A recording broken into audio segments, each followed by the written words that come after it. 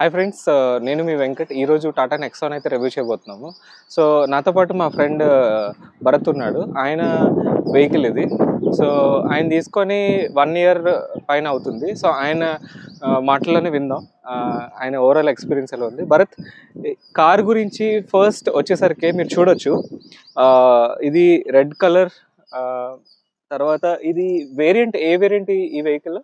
ఇది XMS variant, Nexon XMS variant. ఇది basic నుండి థర్డ్ వేరియంట్. బేసిక్ నుంచి థర్డ్ వేరియంట్. సో ఇది ఆన్ రోడ్ ప్రైస్ ఎంత పడింది వెహికల్? ఆన్ రోడ్ వచ్చేసి 10,96,000. ఇది 2022 మోడల్. యా, ఇది 2022-2023 మోడల్. ఇది ఓకే ఓకే. దీని తర్వాత అప్లిఫ్ట్ వేరియంట్ వచ్చింది. ఓకే ఓకే, దీని నెక్స్ట్ వేరియంట్ వచ్చింది. బట్ నాకు తెలిసి ప్లాట్ఫామ్ అది కూడా మీకు అంతే సేమ్ ఉంటుంది, పెద్ద వేరియేషన్ అయితే లేదు. సో అందుకనే ఈరోజు రివ్యూ చేస్తున్నాము. ఒకటి మీకు కార్ గురించి ఇన్ఫర్మేషన్ అయితే ఇస్తాము, తర్వాత డ్రైవ్ రివ్యూ కూడా ఉంటుంది, అది కూడా మీరు చూస్తూ ఉండండి. బట్ కార్ గురించి వచ్చేసరికి ఫస్ట్ థింగ్ మన పాజిటివ్స్ ఏంటో తెలుసుకుందాం. అసలు వెహికల్ ఎందుకు కొనాలి, టాటా నెక్సాన్ ఎందుకు కొనాలి? సో భరత్ తను చెప్తాడు. సో తను విందాం. తను ఏంటి భరత్, ఈ వెహికల్లో నీకు అనిపించిన పాజిటివ్ పాయింట్స్ ఏంటి? ఫస్ట్ నేను చూసింది ఈ వేరియంట్ కాదు, ఫ్రాంక్ గా. నేను ఫస్ట్ చూసింది అంటే నా మైండ్ లో ఉన్నది ఏంటంటే నా budget. First of all budget వచ్చేసి 7 to 8-9 lakhs, అంతకంటే వెళ్ళకూడదు అనుకున్నాను. ఓకే. బట్ ఆ బడ్జెట్స్ లోనే చూసాను చాలా కార్లు. ఓకే. చూసిన తర్వాత అండ్ నా మైండ్ సెట్ ముందే ఫిక్స్ అయిపోయింది, టాటాలోకే వెళ్దాము అని చెప్పేసి. ఎందుకంటే టాటా వచ్చేసి సేఫ్టీ గానీ and that to made in India, ఆ థీమ్ తోని నేను లెట్స్ సపోర్ట్ అన్న మోడల్లో చూసాను. సో 7 to 9 lakhs మోడల్లో నాకు దొరికిన వేరియంట్స్ ఏంటంటే పంచ్ ఒకటి, ఆ తర్వాత ఆల్ట్రాస్.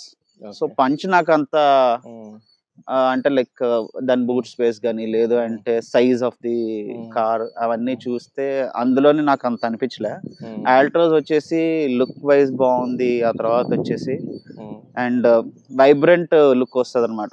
అంటే ఆ మోడల్ కానీ ముందు ఆల్ట్రాస్ మోడల్స్ కంటే చాలా అప్గ్రేడ్ చేసి మంచి కలర్స్ తో తీసుకొచ్చాడు. సో నా డ్రీమ్ కార్ యాక్చువల్ గా ఆల్ట్రాస్. టాటా ఎప్పుడైతే ఆల్ట్రాస్ లాంచ్ చేశాడో ఓకే ఈ కారే కొందామని ఫిక్స్ అయ్యా. అందులో మా ఫ్రెండ్స్ హాత్ కూడా ఉంది. అంటే మేము వెళ్ళి అతన్ని మోటివేట్ చేసాం నెక్సాన్ కి. సో నేను ఇంకొక తన ఫ్రెండ్స్ ఎవరైతే ఉన్నారో మేము వెళ్ళి మోటివేట్ చేసాం నెక్సాన్ తీసుకోమని. సో సో ఇప్పుడు ఈ కార్ తీసుకున్న తర్వాత అంటే ఫస్ట్ ఇప్పుడు 1.5 year అవుతుంది కదా? 1.5 years, December 2022 లో తీసుకున్నాను. Okay okay okay. సో తీసుకున్న దగ్గర నుంచి మీకు ఓవరాల్ అంటే నీకు ఓవరాల్ ఎక్స్పీరియన్స్ ఎలా అనిపించింది? అంటే డ్రైవింగ్ పరంగా కానీ లేదంటే సస్పెన్షన్ పరంగా కానీ లేదంటే ఫీచర్స్ పరంగా కానీ ఎలా అనిపించింది? ఎక్స్ఎంఎస్ వేరియంట్ అంటే దీనికి పైన దీనికి మూన్ రూఫ్ వస్తుంది, సన్ రూఫ్ అనేది వస్తుంది, సన్ రూఫ్ వస్తుంది. Okay okay. సో ఎలా అనిపించింది ఓవరాల్? అంటే ఎన్ని కిలోమీటర్స్ తిరిగింది వెహికల్? ఎన్ని కిలోమీటర్స్ తిరిగింది వెహికల్? 12,000 kilometers. 12,000 kilometers. ఎందుకంటే లాంగ్ రైడ్స్ వేసాను, దాని వల్ల 12,000 వెళ్ళింది. సిటీ రైడ్స్ అయితే అంటే చాలా తక్కువ యూస్ చేస్తాను ఈ సిటీలో. ఓకే. ఎక్కువ లాంగ్ రైడ్స్ కే ఎక్కువ కంఫర్ట్ ఉంటుంది అన్నమాట. సో ఓవరాల్ గా అయితే నేను రిగ్రెట్ ఫీల్ అవ్వలేదు ఈ కార్ కొన్నందుకు. ఆల్ట్రాస్ అంటే నేను నా మైండ్ లో ఆల్ట్రాస్ ఉంది కాబట్టి ఆల్ట్రాస్ అనుకున్నాను కానీ బట్ నెక్సాన్ కొన్న తర్వాత మంచి డెసిషన్ తీసుకున్నానన్న అయితే ఒక ఫీలింగ్ అయితే వచ్చింది. సో సస్పెన్షన్ బాగుంటుందండి. సస్పెన్షన్ అంటే కంఫర్ట్ ఉంటది but you can feel that అనమాట. ఆ సస్పెన్షన్ చాలా ఎక్కువ సస్పెన్షన్ ఉంటది దీనికి. సో ఏమన్నా చిన్న చిన్న ఇదేంటి గొయ్యలు వచ్చినా సరే మీకు తెలుస్తుంది సస్పెన్షన్ వచ్చేసి. అండ్ రైడ్ కూడా చాలా స్మూత్ గా ఉంటుంది, రైడ్ స్మూత్ ఉంటది. అదే. సో ప్లాట్ఫామ్ కూడా ఐ థింక్ చాలా బాగా డిజైన్ చేశారు ఈ వెహికల్ కి. సో డెఫినెట్ గా ఒక హెవీ వెహికల్ లో వెళ్తున్నట్టు మీకు ఆ ఫీల్ వస్తుంది.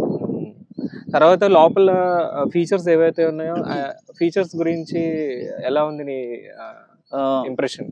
యా, సో ఫీచర్స్ అంటే నేను హై ఎండ్ మోడల్స్ కూడా చూసాను ఇందులోని.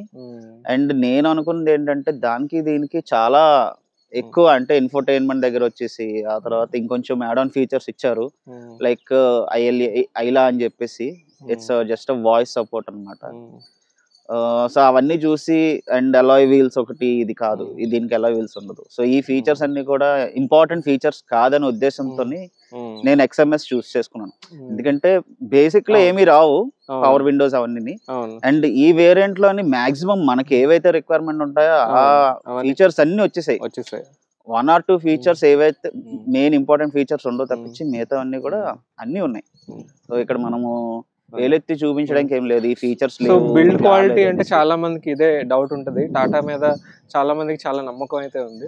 సో ఎప్పుడైనా చిన్న యాక్సిడెంట్ లాగా ఏమైనా అయినాయా, అవుతే మేజర్ గా ఏదైనా అయిందా, లేదంటే చిన్న చిన్న తగిలి ఏదైనా మీరు రిసాల్వ్ చేసుకోగలిగారు, సర్వీస్ సెంటర్ లో రిసాల్వ్ చేసుకోగలిగారు?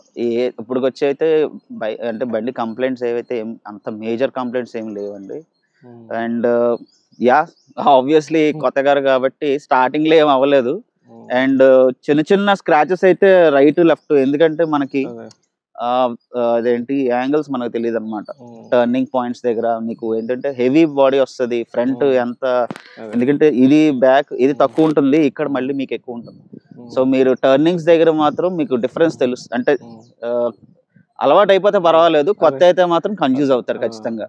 సో అలాగే నేను కూడా 2-3 అటు సైడ్ ఇటు సైడ్ 2 వైపులా స్క్రాచెస్ ఇచ్చాను బండికి.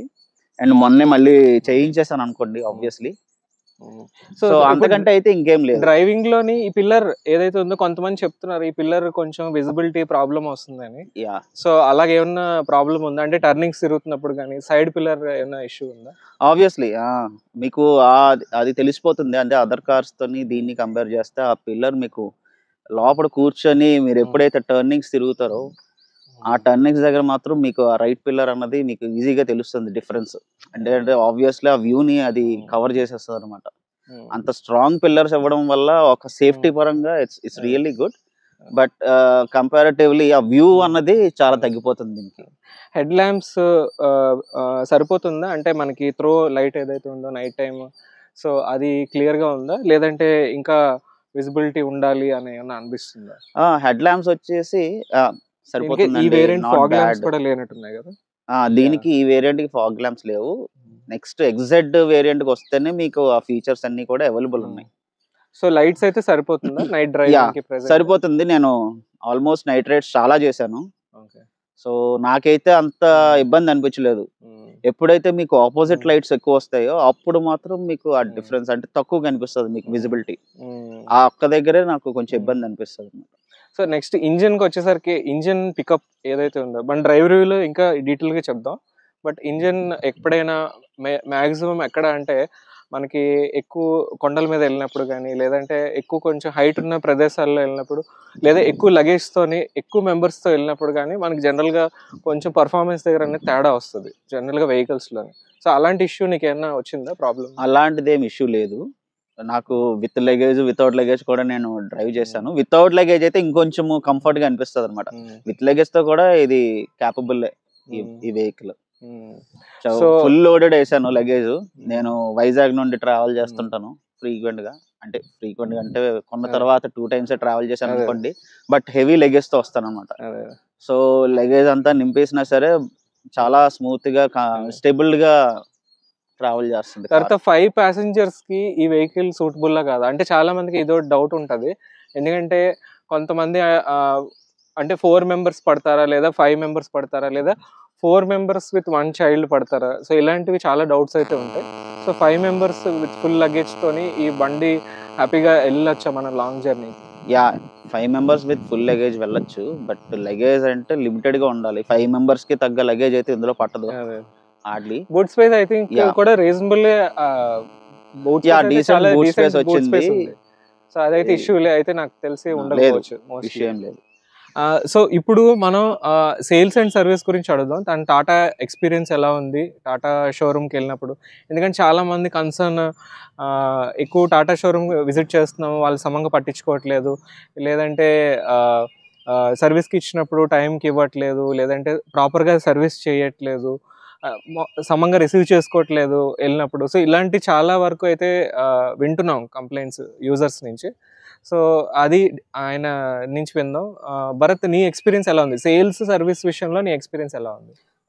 పోస్ట్ సర్వీస్ అంటే సేల్స్ తర్వాత సర్వీస్ బాగానే అంటే నాట్ బ్యాడ్ అండి, యావరేజ్. నేను చెప్పడం అయితే ఎందుకు యావరేజ్ అంటున్నానంటే కొన్ని సెంటర్స్లోని సర్వీసెస్ బాగోలేవు, కొన్ని సెంటర్స్లోని ఆ అప్రోచ్ కానీ మన రిసీవింగ్ ఎలాగే చేస్తారన్నది అక్కడ నుండి కూడా మన కార్ మళ్ళీ మనకి డెలివరీ చేసే వరకు కూడా సర్వీస్ బాగుంది. సో అన్ని సెంటర్స్ అలాగున్నాయి, అన్ని సర్వీసింగ్ సెంటర్స్ అలాగున్నాయి అయితే నేను చెప్పను. నేను ఒక 3-4 సెంటర్స్ నేను విజిట్ చేశాను కాబట్టి సో ఈ నా ఒపీనియన్ చెప్తున్నాను అనమాట. అన్ని సెంటర్స్ అంటే ఇంకొంచెం సెంటర్స్ ఎక్కువ రావాలి, నెంబర్ ఆఫ్ కార్స్ ఉన్నాయి. టాటా అంటే చాలా మంది టాటా పర్చేస్ చేస్తున్నారు, దానికి తగ్గట్టు టాటా వాళ్ళు కూడా ఇంకొంచెం మెజర్స్ తీసుకోవాలి సర్వీస్ కి సంబంధించి. ఎందుకంటే సేల్స్ మీద కాన్సన్ట్రేషన్ కాదు, at the same time post sales ఆ సర్వీసింగ్ అన్నది చాలా ఇంపార్టెంట్. ఆ సర్వీసింగ్ అన్నది ఇంకొంచెం ఇంప్రూవ్ ఇంకా చేసుకోవాలి, ఇంకొంచెమే కాదు చాలా చేయాలి. నెంబర్ ఆఫ్ సర్వీసింగ్ సెంటర్స్ వచ్చి ఒక మంచి వెల్ ట్రైన్డ్ స్టాఫ్ ఉంటే మాత్రం 100% టాటాకి తిరుగులేదు. అవును, ఎందుకంటే చాలా డీలర్షిప్స్ లో ఇదే ఇష్యూ. అంటే ఒక టాటా అనే అని చెప్పడానికి లేదు, చాలా వరకు డీలర్షిప్స్ అది హుందాయ్ అవ్వచ్చు, కొన్ని సుజుకి సెంటర్స్ అవ్వచ్చు, మహేంద్ర అవ్వచ్చు. సో ఇట్లా వేరే వేరే హోండా అయినా సరే మేబీ సర్వీస్ సెంటర్ బట్టి కూడా ఒక్కొక్కసారి ఉంటుంది, డీలర్షిప్ బట్టి కూడా ఉంటుంది. సో డీలర్షిప్స్ కనుక మేబీ కంపెనీ నుంచి ప్రెషర్ వస్తే డీలర్షిప్స్ అప్గ్రేడ్ అంటే వాళ్ళ స్టాఫ్ని అప్గ్రేడ్ చేయాల్సి ఉంటుంది, స్కిల్స్ పరంగా అప్గ్రేడ్ చేయాల్సి ఉంటుంది, కస్టమర్స్ని ఎలా రిసీవ్ చేసుకోవాలో దాని పరంగా అప్గ్రేడ్ చేయాల్సి ఉంటుంది. సో ఇలాంటి ఇష్యూ టాటా ఒకటే కాదు, ఐ థింక్ వేరే సెంటర్స్ వేరే డీలర్షిప్స్లో కూడా కామన్గా అయితే మనం చూస్తున్నాము. సో డెఫినెట్గా ఎక్కువ వెహికల్స్ పెరుగుతున్నప్పుడు వాళ్ళకి కూడా వాల్యూమ్స్ హ్యాండిల్ చేయడం కష్టం అవుతుంది. So more and more service centres improve అయితే, అంటే మోర్ సెంటర్స్ ఎక్కువ అయితే సో వెహికల్స్ తగ్గట్టుగా సర్వీస్ కూడా ఫాస్ట్గా అవుతుందని అనుకుందాం. సో ఇది కాకుండా ఇంకేదన్నా నెగిటివ్ పాయింట్స్ వెహికల్లో ఏదన్నా ఉన్నదా, అంటే ఓవరాల్ ఎక్స్పీరియన్స్ పరంగా కానీ ఇది ఉండుంటే నాకు బాగుండేది అనే ఏమన్నా ఒక ఫీలింగ్ ఏదన్నా ఉంది వెహికల్లో? లేదండి, అంటే నాకేమీ అలాగా ఇది మిస్ అయ్యాము అని అయితే ఏం లేదు. వాల్యూ ఫర్ మనీ అంటారు కదా, దానికి తగ్గట్టు నేను పెట్టిన అమౌంట్కి ఇచ్చిన ఫీచర్స్ సఫిషియంట్. నేను అదర్ వేరియంట్స్ చూశాను, అండ్ ఆ అదర్ వేరియంట్స్ చూసిన తర్వాత కూడా నాకు ఈ బడ్జెట్లోని ఈ ప్రైస్లోని ఇది ది బెస్ట్ అనిపించింది. సేమ్ వేరియంట్స్ అంటే సేమ్ దీనికి కాంపిటీటర్స్ని చూశాను, ఆ కాంపిటీటర్స్ని చూసిన తర్వాత కూడా మనీ అంటే వాల్యూ ఫర్ మనీ ఏమైనా ఉంది అంటే టాటా నెక్సాన్కి ఫస్ట్ ప్లేస్ వస్తుంది. అది 100% అది మన సేల్స్ నెంబర్స్లో కూడా చూస్తున్నాం. డెఫినెట్గా టాటా నెక్సాన్ ఈ రోజుకి కూడా మీకు సేల్స్లోనే హైయెస్ట్ ఉంది అంటే ఈ సెగ్మెంట్ కార్స్లోని. సో డెఫినెట్గా ఇప్పుడు వచ్చిన టాటా నెక్సాన్ కూడా ఆల్మోస్ట్ ఇదే ప్లాట్ఫామ్ మీద ఉంది కాబట్టి జస్ట్ అవుట్లుక్ అయితే చేంజ్ అయింది, but more or less features పరంగా ఏదైతే ఉందో అది ఆల్మోస్ట్ ఇంకా సేమే ఉన్నది. సో డెఫినెట్గా మీరు కనుక టాటా నెక్సాన్ ప్లాన్ చేస్తే this one of the best cars. So ఆయన నుంచి కూడా విన్నారు కాబట్టి సో తన ఎక్స్పీరియన్స్లోని సో డెఫినెట్గా మీరు టాటా నెక్సాన్ అయితే మీరు డెఫినెట్గా కన్సిడర్ చేయొచ్చు. సో డ్రైవ్ రివ్యూకి వెళ్దాం. డ్రైవ్ రివ్యూలో ఇంకా మేము కంప్లీట్గా ఎక్స్ప్లెయిన్ చేసి మీకు చెప్తాం. So thank you for watching the video. Okay.